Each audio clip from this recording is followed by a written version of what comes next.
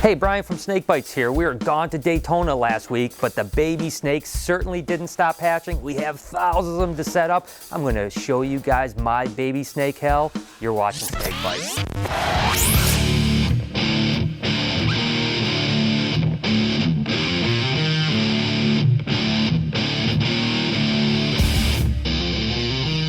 While we're in Daytona, we were having a great time at the reptile show, but back here at the shop, thousands of snakes were hatching. That's right, that's a lot of babies that need to get set up, and we have to catch up on it because every day more and more snakes are hatching. So they need to go into these racks, and as you can see, there's no tubs in these racks, so we have thousands of dirty tubs, and I ain't watching them, so let's go find someone that will. With all the baby snakes hatching everywhere, they need someplace to go. And that means I get the pleasure of washing tubs all day. I've done about a couple hundred so far, but there's quite a bit left to go, so I'll be done in a couple weeks, maybe. Yeah, it's gonna take a while. While Sam is getting the tubs ready for these baby snakes, and you guys can see there's baby snakes laying all over the place that we need to get set up in the next couple days, it's my job to go through and see what we actually have. So it's super important to have right records so that you know exactly what the mother and the father is. That way you can tell exactly what the genetics are, because after all, when I'm keeping stuff or even selling stuff, it's very important to know the genetics behind things. So what I basically do is go through each tub and look and see what it is. This is actually a really cool clutch here. This is a het axanthic bred to an axanthic hognose snake. And as you can see, there's some het axanthic hogs and then these beauties, these axanthic hogs in here. Again, I know exactly what they are because I know the mother was a het and the father was an axanthic.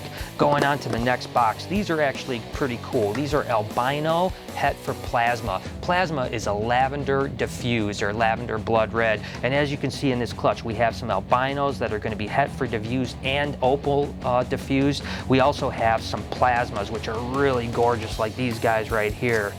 But again, it's really important that I know exactly what those are because those albinos look like normal albinos. If I didn't know what the parents were, I'd be in trouble.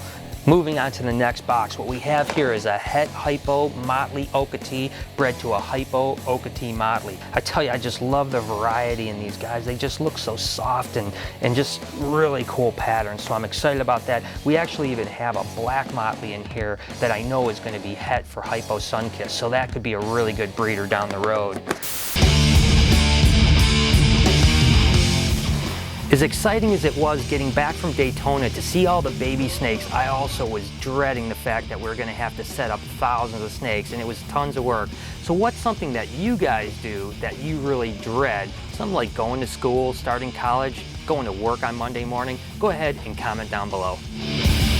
This clutch is a perfect example of not only record keeping, but organization. When I open the box, all I see is a bunch of normal corn snakes, but I know that the mother was a black motley corn and the father was a scaleless. That makes these some pretty expensive corn snakes. I tell you what, these things sell for $3,500 a pair. If I didn't have the records right, they'd be worth about 12 to 15 bucks, so it's really important. People ask me all the time, what's too young to sex a snake? And the truth is, you can sex them as soon as they hatch. Take this clutch in particular, when it comes to hets, usually females are worth way more than males. So I'm going to want to know right when they hatch what the sex is.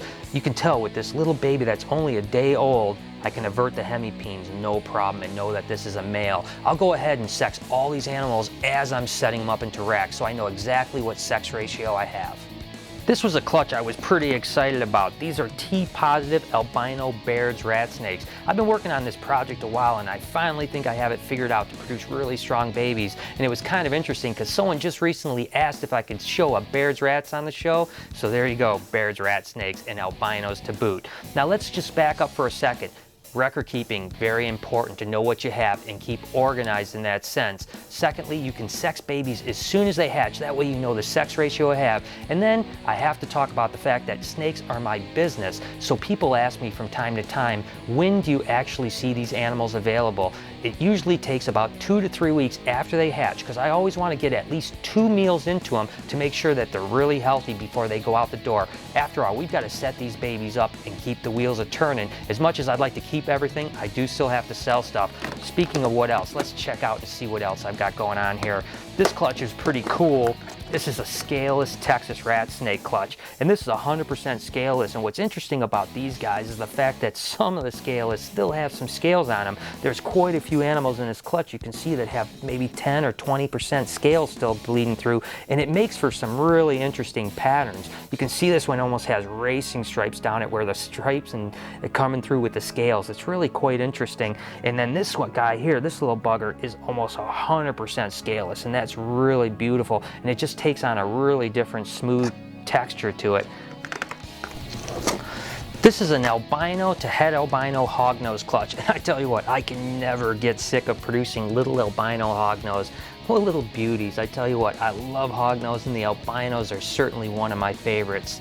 Talking about hognose, another mutation that I really love producing are pastel pink albinos, and these guys are from a het pastel pink female bred to a pastel pink male. And again, these are another form of albinism, but a little different than the orange albinos. Again, these are called pastel pink albinos. And then I have one real special clutch here that I couldn't wait to show you guys. And this goes on the lines of the pastel pink albinos, but believe it or not, this is the very first snow pastel pink albino ever produced. So again, it's axanthic and pastel pink albino. It's a little bit dirty, so I'm gonna just dip it in some water so that we can get a better look at it and get all this stuff off. Again, this was literally just hatched a few hours ago.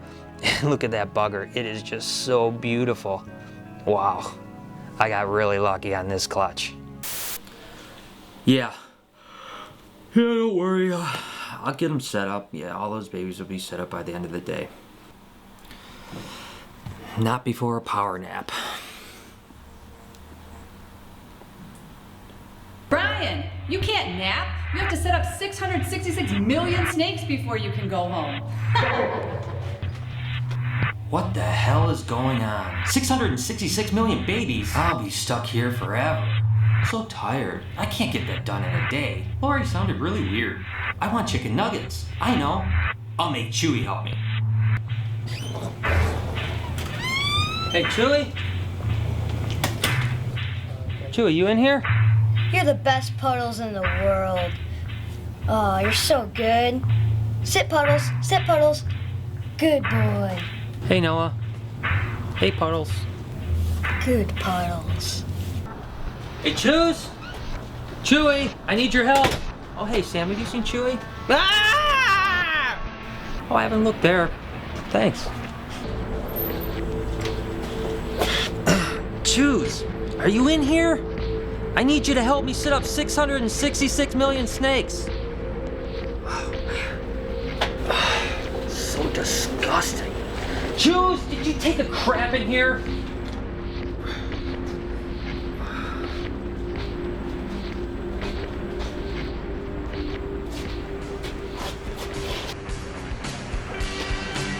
Goo goo gaga, splendid daddy. OMG.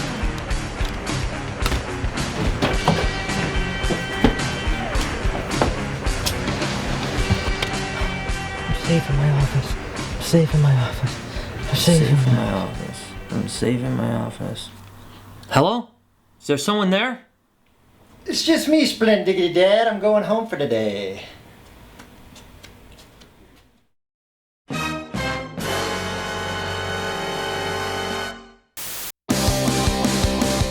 Okay, so the contest between boas and big snakes, I guess it wasn't any big surprise that boas ended up pulling it out. You guys are doing an awesome job voting, and I was a little sad to see the big snakes not move on, but boas are gonna go up against the winner of corn snakes and king snakes. But today, we're gonna go ahead and highlight carpet pythons and green tree pythons.